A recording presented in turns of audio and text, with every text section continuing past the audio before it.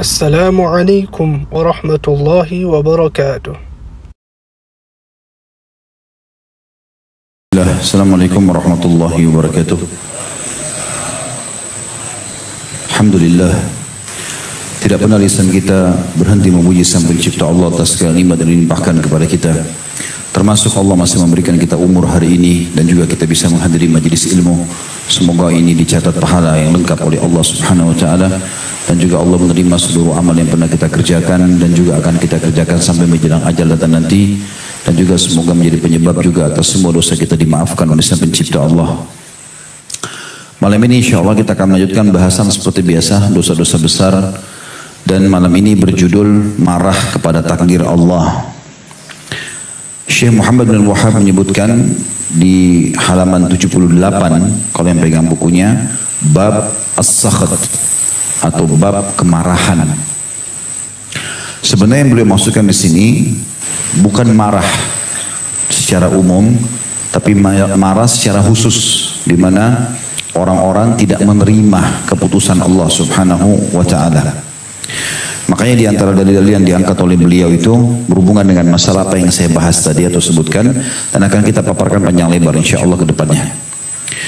Teman-teman sekalian, memang kita manusia ini sangat terbatas. Keterbatasan kita sangat luar biasa. Sampai-sampai kita tidak tahu apa yang sedang terjadi dalam tubuh kita sendiri. Makanan yang kita makan pun kita tidak pernah tahu dan membedakan mana yang jadi nutrisi, mana yang akan jadi kotoran. Begitu juga dengan minuman, begitu juga oksigen yang kita hirup. Tidak bisa dengan mata kita ini melihat mana bakteri, mana oksigen yang segar dan seterusnya. Begitu juga banyak hal dalam tubuh kita.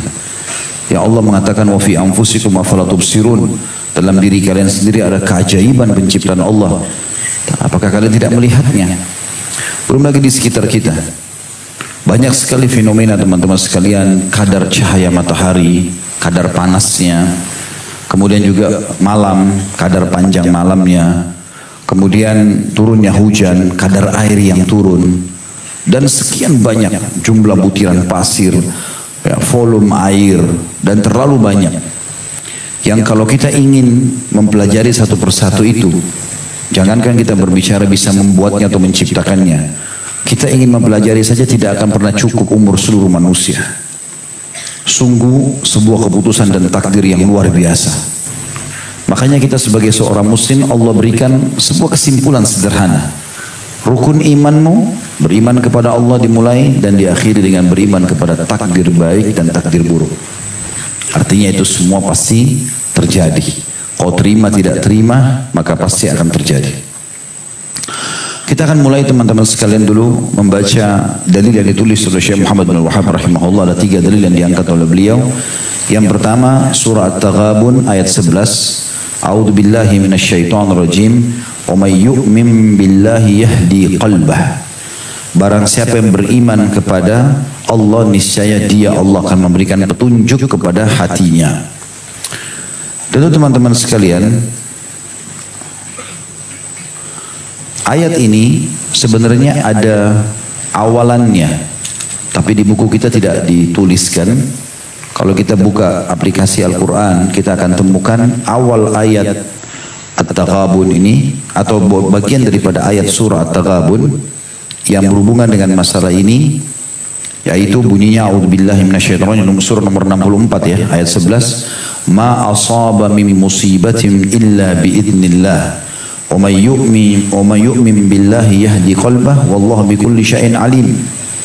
Yang artinya tidak ada satu musibah pun yang terjadi di muka bumi ini. Keputusan-keputusan. Di sini Allah Subhanahu wa taala, kata ulama tafsir, menyebutkan musibah artinya sebuah hal yang terjadi yang umumnya manusia tidak suka. Karena kalau yang orang suka, rasa manis, rasa senang, itu umum. Tapi kalau musibah, maka umumnya orang banyak menolak. Tapi Allah jelaskan, semua musibah yang terjadi di muka bumi ini yang dianggap orang tidak suka, semua itu dengan izin Allah.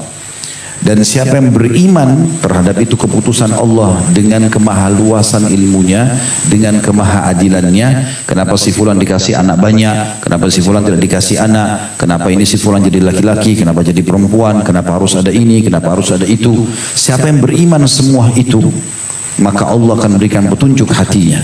Dan Allah mengetahui segala sesuatunya. Juga beliau mengangkat perkataan Alqamah. Beliau berkata, huwa ar-rajulu tusibuhul musibatu faya'lamu annaha min 'indillahi fayarda wa yusallim. Maksudnya musibah dalam ayat ini, At-Taghabun ayat 11 adalah sebuah musibah menimpa seseorang dan dia menyadari bahwa itu adalah takdir dari sisi Allah, maka dia ridha dan berserah diri. Apapun sifatnya, mau kita tidak suka pun, itu berarti keputusan Allah, dan pasti Allah melakukan itu dengan kemaha-adilannya dan kemahaluasan ilmunya. Pasti benar, dan pasti ada sesuatu yang baik di situ kalau kita orang beriman, dan pasti akan ada peringatan bagi orang-orang yang melakukan kemaksiatan. Itu juga beliau mengangkat hadis Anas radhiyallahu anhu. Itu perkataan Alqamah diangkat dari tafsir Ibnu Jarir di jilid 28 ayat halaman 123, dan juga Anas bin Malik radhiyallahu anhu meriwayatkan Rasulullah SAW bersabda, Inna Allah idza habba qauman ibtalahum faman radiya falahu ridha wa man sakhita falahu sakht. Rawahu Tirmidzi wa hasanah. Sesungguhnya Allah jika mencintai satu kaum, Allah pasti menguji mereka. Barang siapa ridha, terima keputusan itu yang dianggap tidak enak itu, maka dia mendapatkan ridha Allah. Dan barang siapa yang marah, ini saksi bahasan kita kenapa babnya dikatakan bab marah terhadap takdir. Dan siapa yang marah, gerutu, keluh kesah, ya, maka dia akan mendapatkan murka. Kok bisa Ustaz? Kenapa kita harus dapat murka? Kan sesuatu yang kita tidak suka. Ya, Allah mengujimu, ingin mengetahui apa kau bisa menerima atau tidak. Sementara orang mukmin yang benar adalah dia bisa menerima cobaan itu sebagaimana dia menerima nikmat. Sebagaimana kita tahu hari ini kita sehat, satu waktu kita sakit, kita semua meyakini dua-duanya dari Allah Subhanahu wa taala. Dengan iman itu kita akan menerima keduanya. Nanti akan lebih jelas dalilnya tentu akan saya paparkan insyaallah biidznillah. Baik teman-teman sekalian, itu yang dipaparkan tiga dalil oleh atau dua buah dalil dengan satu perkataan ulama Alqamah tentang masalah haramnya atau tidak bolehnya seseorang marah terhadap takdir Allah Subhanahu wa taala. Lebih dalam kita bahas. Allah Subhanahu wa taala menyebutkan tentang masalah sesuatu yang tidak disukai oleh manusia. Karena kalau sekali lagi berbicara tentang takdir yang orang sukai, sesuatu yang orang sukai, maka mungkin tidak perlu bahasan khusus. Kamu suka kenyang enggak? Kamu suka makan enak enggak? Kamu suka ini dan itu enggak? Pasti oke, suka. Tapi pada saat kita tanya, kamu suka sakit enggak? Kamu begini dan begitu enggak? Gitu. Kamu terima enggak pada saat tidak punya anak? Dan seterusnya, itu akan sulit. Maka Allah Subhanahu wa taala menitik beratkan agar orang beriman berada di keseimbangan keduanya. Bagaimana dia menerima nikmat Allah dan juga menerima keputusan Allah dari sisi takdir yang dianggap buruk bagi dia. Allah berfirman dalam surah Al-Baqarah, surah nomor 2 ayat 216. Saya berharap teman-teman ikuti stepnya ini ya, karena kita akan sampai kepada sebuah poin. Harapan kita nanti insya Allah kita bubar dari sini, apapun cobaan datang kita semua tersenyum menyambutnya. Karena sudah paham, oh ternyata begini maksudnya. Dalam surah Al-Baqarah 216 Allah berfirman, A'udzubillahi minasyaitonirrajim, kutiba alaikumul qitalu wa huwa kurhun lakum. Telah dicatatkan dan diperintahkan untuk kalian berperang, sementara itu kalian tidak suka. Wa asa an takrahu syai'an wa huwa khairul lakum. Tapi bisa saja sesuatu yang kau benci itu justru itu kebaikan bagimu. Wa asa an tuhibbu syai'an wa huwa syarrul lakum. Bisa saja sesuatu yang kalian suka itu ternyata buruk buat kalian. Wallahu ya'lamu wa antum la ta'lamun. Dan Allah lebih tahu sementara kalian tidak tahu itu. Maka tadi di pembukaan ceramah kita saya sudah bilang, terlalu banyak hal yang kita tidak tahu. Ikhwan dan akhwat sekalian. Bahkan kadang-kadang ada hal yang buruk di depan mata kita, tapi sebenarnya Allah jadikan untuk kebaikan, cuma kita tidak mengetahuinya. Tinggal bagaimana kita sebagai seorang muslim, kalau sudah terjadi kita menerimanya. Kalau belum terjadi kita ikhtiar untuk menghindari sesuatu yang berbahaya buat kita. Hasan Basri rahimahullah berkata, statement yang sangat menarik. Beliau mengatakan, la takrahul balayal waqi'ah. Jangan pernah kalian sebagai orang beriman membenci cobaan-cobaan yang sedang terjadi. Wan naqamatul hadithah, dan juga kemalangan-kemalangan yang terjadi. Farubba amrin takrahu fihi najatuk. Bisa saja sesuatu yang kau tidak suka itu justru di situ kesuksesanmu. Wala rubba amrin tu'thiruhu fihi abduk. Dan bisa saja sesuatu yang kau suka itu justru itu adalah kecelakaan bagimu. Al-Fadl bin Sahal juga berkata rahimahullah, inna fil ilali la ni'mah. Sesungguhnya dalam cobaan-cobaan itu ada kenikmatan di situ. La yanbaghi lil akili an yajhalaha. Tidak layak bagi orang yang berakal luput darinya masalah itu. Fahiya tamhisu lidhunub. Karena sudah pasti cobaan itu, manfaat pertama menurut beliau Fadl bin Sahal rahimahullah berkata adalah pembersihan dosa-dosamu. Apapun cobaan datang, secara besar berarti bersihkan dosamu. Artinya kau tidak akan dihukum di akhirat. Di dunia rezekimu akan datang.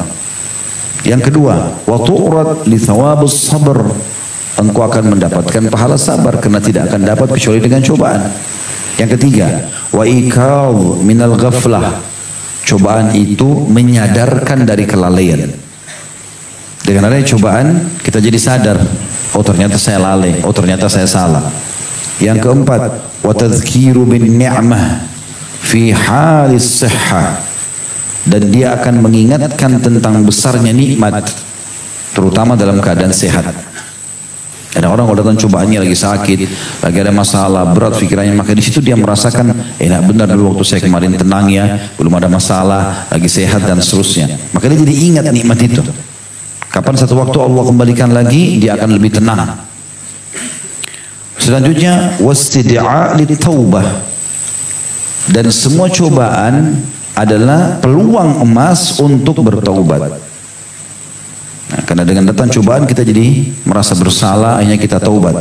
Dan yang terakhir wa khadda 'ala sadaqah. Dan pasti itu akan memotivasi seseorang untuk bersedekah.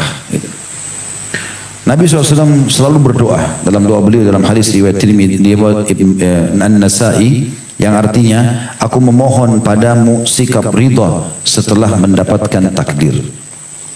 Kalau teman-teman pernah melakukan istikharah, doa istikharah itu panjang sekali, tapi di akhir sekali doa istikharah itu ada bunyinya begini. Wa in kana hadzal amr syarrun li fi dini wa dunyaya wa ma'ashi wa akibatu amri. Kalau keputusan ini ya Allah, pernikahanku, kerjaku, pindah kotaku, apa sajalah, bangun rumah, beli rumah, jual kendaraan, semuanya itu buruk buat diriku, buat agamaku, buat kehidupan duniaku, buat kehidupan akhiratku. Fasrifhu anni, alihkan dia dari aku. Fasrifni anhu, alihkan aku dari dia. Jadi sama-sama tidak saling butuh. Waqdur li khair haitsu kan, dan takdirkanlah semua kebaikan dimanapun aku berada. Potongan terakhirnya waraddini bihi, dan buat aku ridho dan menerima keputusanmu itu. Gak jadi nikah kah, gak jadi kerja kah, gak jadi ini kah, gak jadi itu kah, semua kita ridho. Dan itu diantara doa istikharah yang kita sampaikan kepada Allah Subhanahu wa ta'ala. Jadi bukan hanya sekedar minta ini baik atau tidak, tapi kalaupun sesuatu yang kau takdirkan ya Allah itu ternyata tidak aku sukai, maka tetap buat aku ridho. Itu puncak keimanan. Nabi SAW bersabda, tentu di sini ada saya masuk lebih dalam teman-teman sekalian, ada dua tingkatan orang dalam masalah takdir. Ada orang yang menerima, ada orang yang marah tidak menerimanya. Kita bicara misalnya orang yang menerima. Nabi SAW supaya kita bisa menjadi golongan ini, dan ini golongan yang selamat karena dia menyempurnakan rukun iman yang keenam, iman kepada keputusan Allah baik atau buruk. Nabi SAW mengatakan, jangan pernah engkau menuduh Allah salah dalam keputusan yang telah ditetapkannya kepadamu. Hadis sahih riwayat Ahmad. Jadi apapun itu jangan pernah kau merasa salah. Banyak orang dianggap ini salah. Contoh, dia sudah dikasih jadi laki-laki mau jadi perempuan, seakan-akan Allah salah. Atau jadi perempuan mau jadi laki-laki, atau jadi orang Melayu mau jadi orang Arab, atau mau jadi orang bule, sehingga memaksakan diri menjadi orang-orang yang bukan dia sebenarnya. Itu banyak terjadi kan. Tidak bisa menerima keputusan Allah, seakan-akan Allah keliru dalam menentukan keputusan itu. Salah dia, kenapa laki-laki, kenapa nggak perempuan, padahal dia lebih cenderung pada perempuan, dan seterusnya. Begitu terus ya.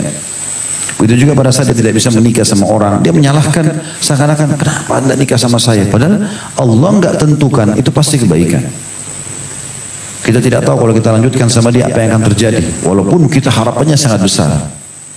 Allah subhanahu wa ta'ala dengan hikmahnya, walaupun kata ulama orang itu ahli maksiat, Allah subhanahu wa ta'ala tetap mengedepankan rahmatnya daripada murkahnya.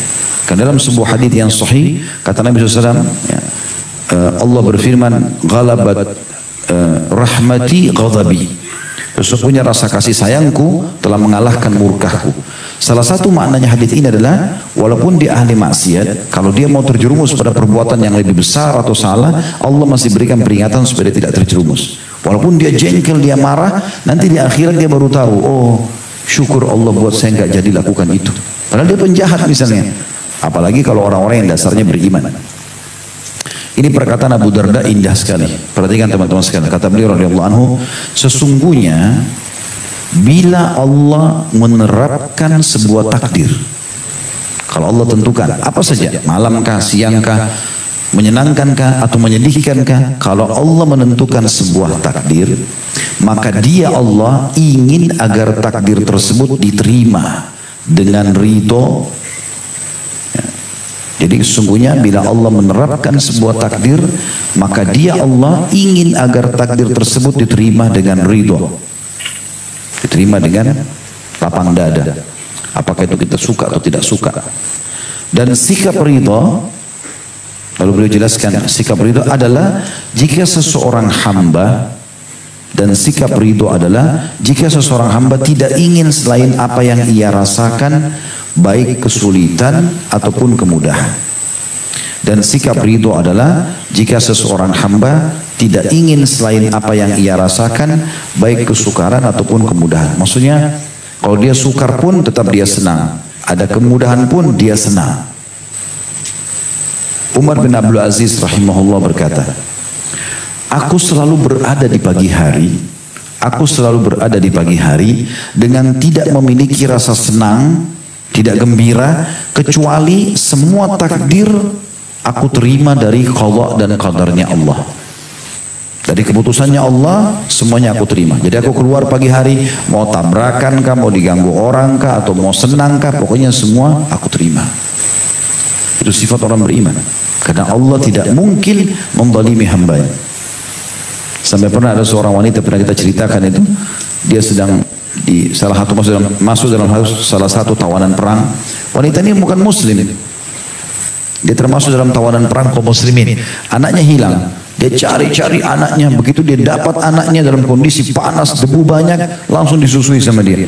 Lalu kemudian Nabi SAW bilang kepada para sahabat, kalian lihat ini. Kata para sahabat, iya ya Rasulullah. Kata Nabi SAW, kira-kira kalau kita bakar api, ibu itu kita suruh lempar anaknya ke api, dia mau nggak? Tentu tidak ya Rasulullah. Gak ada ibu yang baru temukan anaknya setelah dia khawatir anaknya mati terbunuh, lalu dia susuin, kemudian disuruh lempar di api. Apakah dia mau lakukan? Kata para sahabat, tidak ya Rasulullah.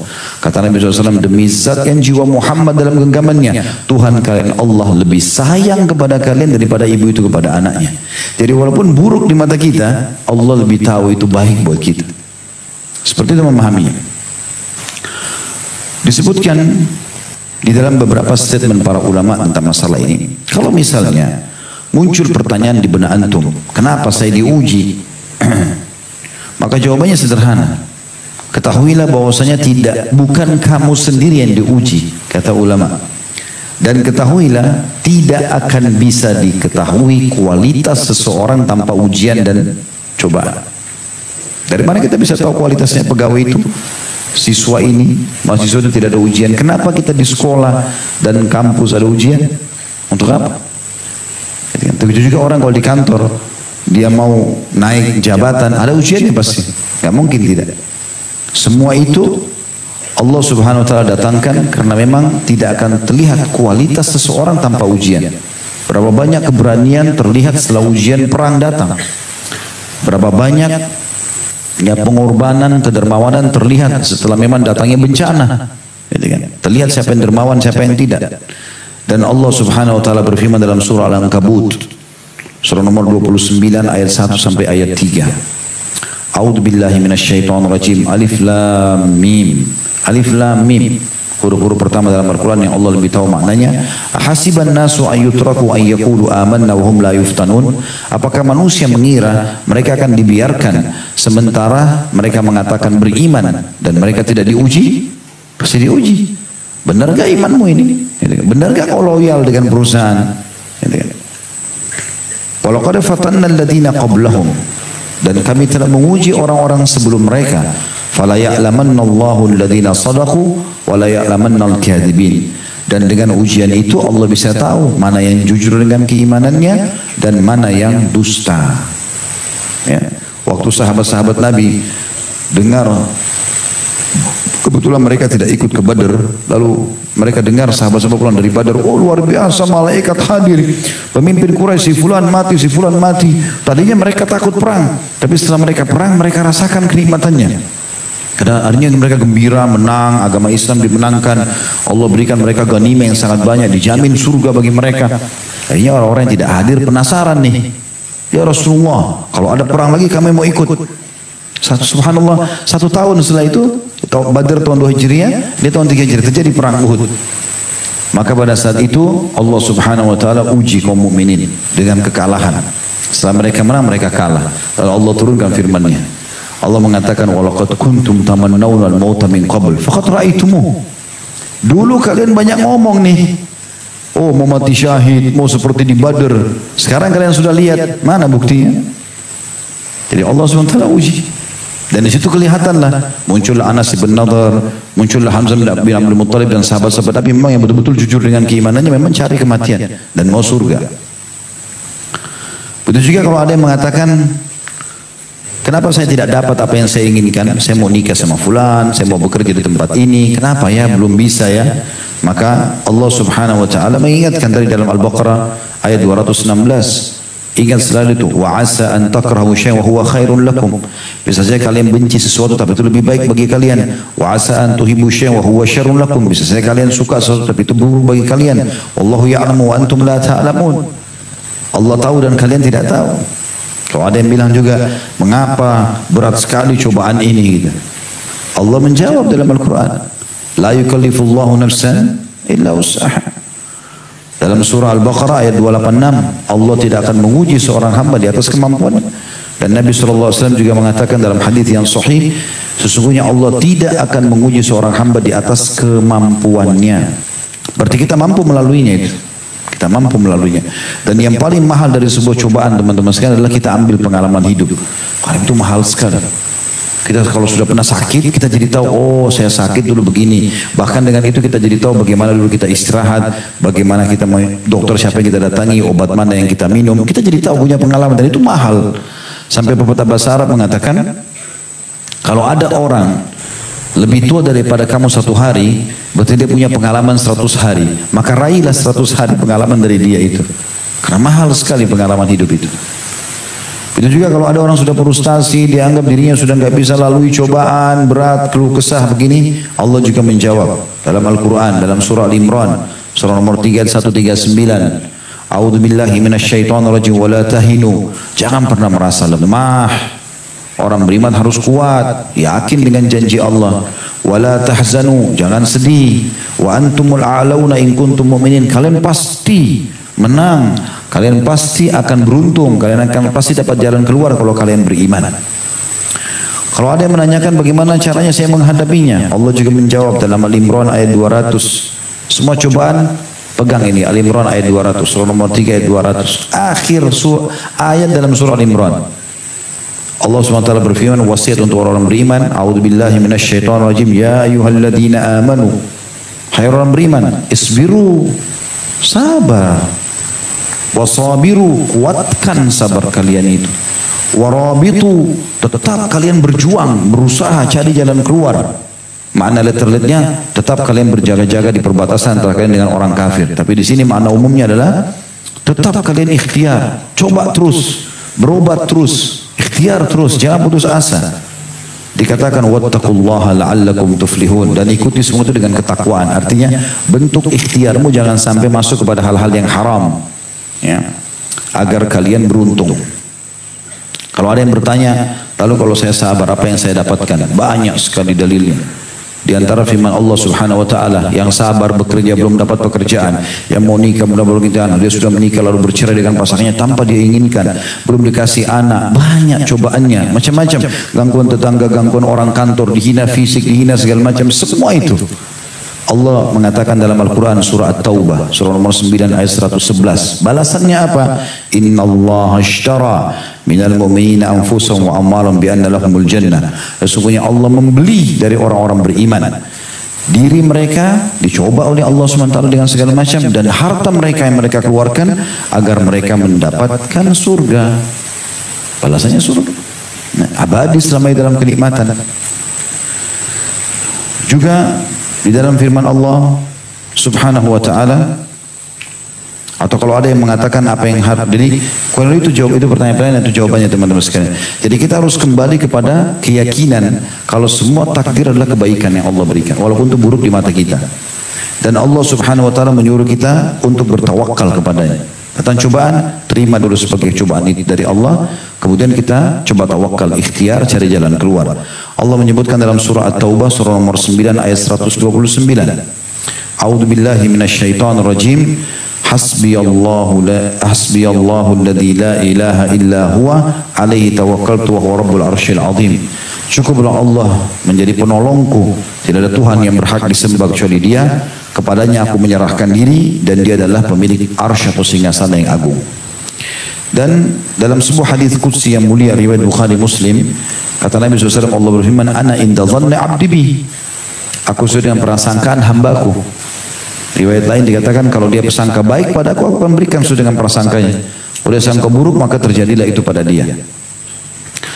Juga teman-teman sekalian, dalam riwayat Baihaqi, sebuah hadis yang mulia, semua cobaan yang datang itu, asal antum bisa mengontrol diri, tahu pada saat itu Allah sedang menguji, Allah maha melihat, dan fa inna ma'al usri yusra, di setiap kesulitan ada kemudahan. Maka kalau kita nanti melihat pahalanya hari kiamat, bukan cuma kita gembira, orang yang tidak tertimpa apa yang menimpa kita, gangguan selama kita di dunia, maka mereka berharap tertimpa cobaan yang lebih berat daripada kita.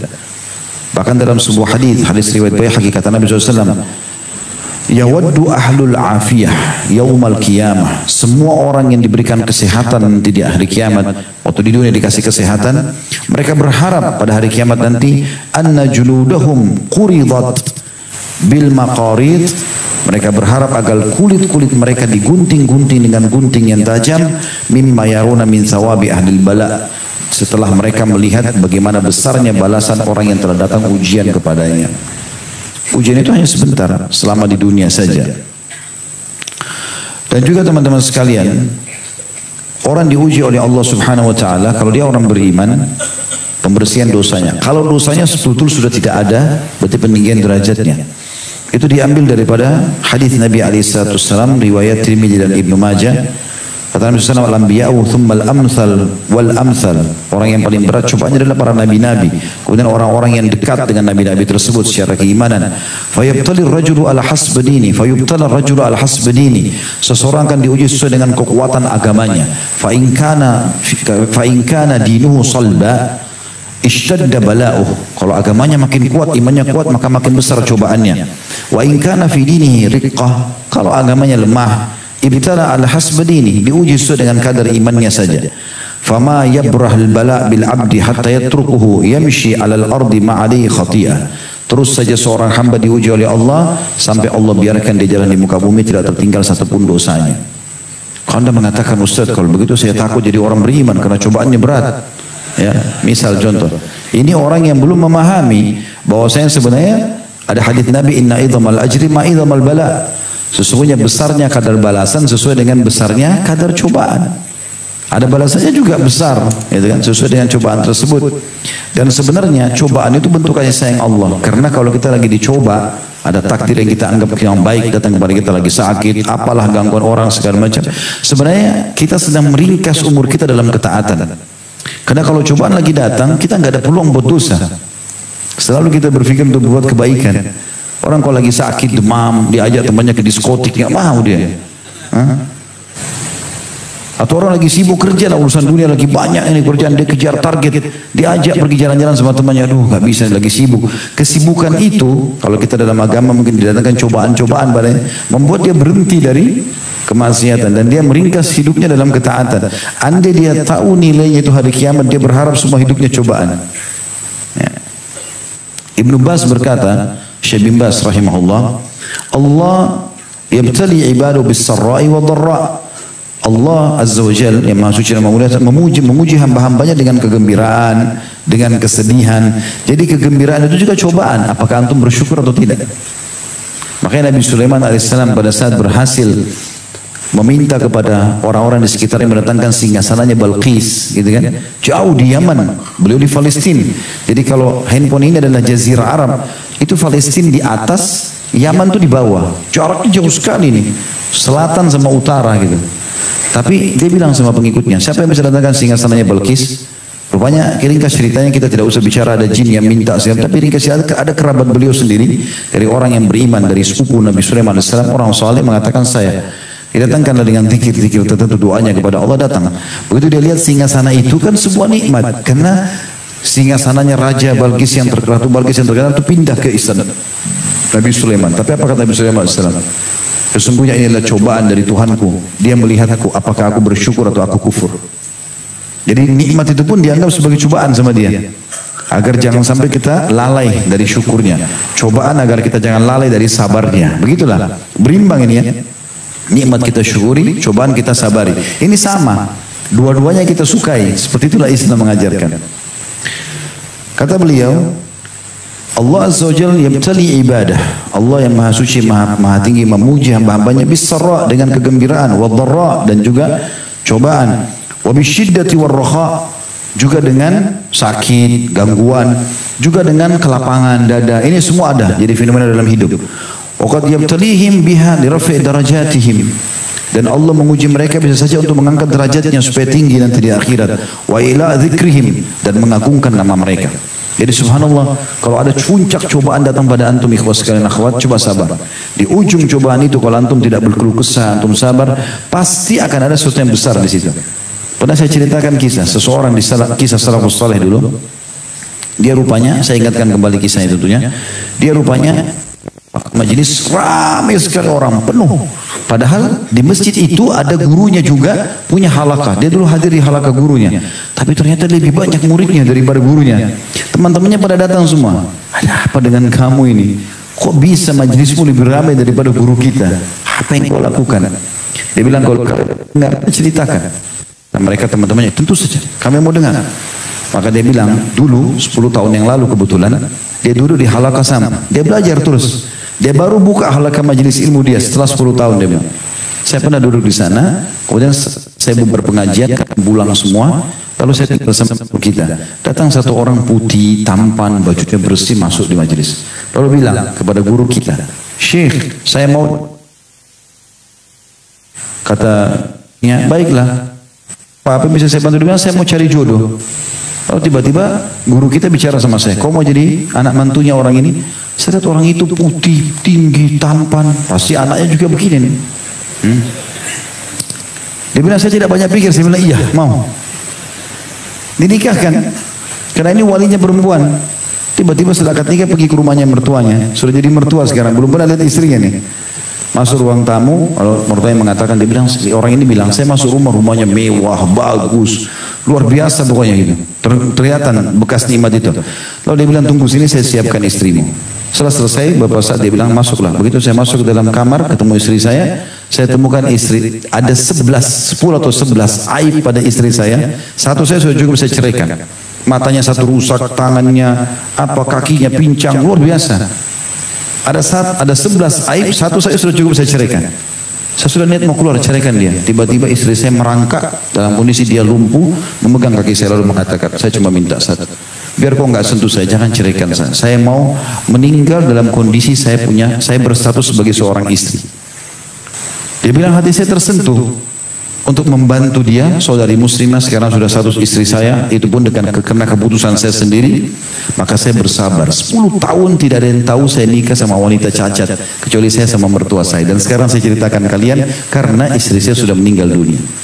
Dia bilang, perlu kalian tahu setelah istri saya meninggal, hari pertama meninggalnya, maka pada saat itu Allah bukakan saya rezeki, pulang-pulang usaha, termasuk saya buka halaqah taklim, seperti anda lihat semua. Dia bilang, ramai sekali, karena cobaannya datang.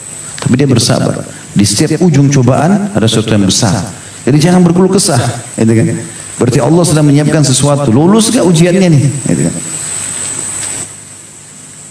Juga dikatakan oleh beliau selanjutnya. Jadi maka dikatakan lirafa darajatim, untuk mengangkat derajat mereka, wa ila dzikrihim, dan mengagungkan penyebutan nama mereka. Jadi punya kedudukan. Wa mudha'afa hasanatihim, dan juga melipat gandakan balasan pahala mereka, kama yaf'alu bil anbiya wa rusul alaihi wassalatu wassalam, sebagaimana Allah lakukan itu pada nabi-nabi dan rasul-rasul.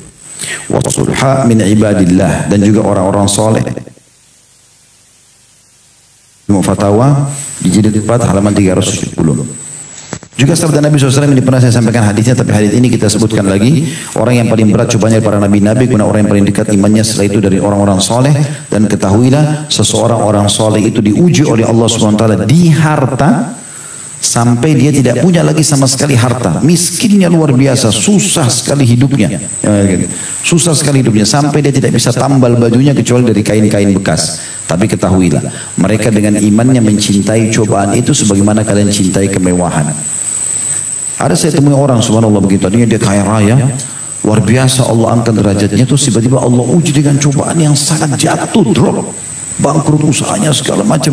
Tapi dia bisa senyum sebagaimana dia senyum pada saat diberikan nikmat. Itu tingkat keimanan yang paling luar biasa. Kemudian juga di dalam perkataan ini atau dalam masalah ini, Ibnu Taimiyah berkata rahimahullah, wa in azumat al-mihna kana dzalika lil mu'mini shalihu sababan li ulud darajati wa 'azimil ajr.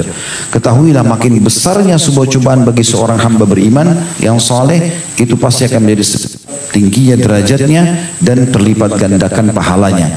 Dalam perkataan lain beliau mengatakan, wallahu ta'ala qad ja'ala akmal mu'minina imanan a'dhammu bala'a. Dan ketahuilah, Allah menjadikan orang-orang beriman itu yang paling berat coba, yang paling sempurna imannya, yang paling berat cobaannya. Jadi cobaan-cobaan itu seperti ini, misalnya kalau ada orang biasa awam sakit demam 3 hari, mungkin orang ini 1 minggu. Umum orang semua diuji, tapi bukan baik diuji yang sama orang, tapi orang beriman lebih lama selesainya misalnya, atau lebih berat cobaannya dari sisi itu.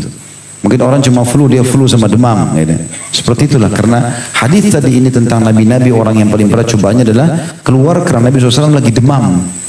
Dan pada saat itu sahabat datang lalu memegang, kaget dengan demam Nabi SAW. Maka Nabi waktu ditanya, apakah anda ya Rasulullah mendapatkan 2 pahala karena demam seperti ini? Kata Nabi SAW, iya, sesungguhnya besarnya pahala sesuai dengan kadar besarnya cobaan.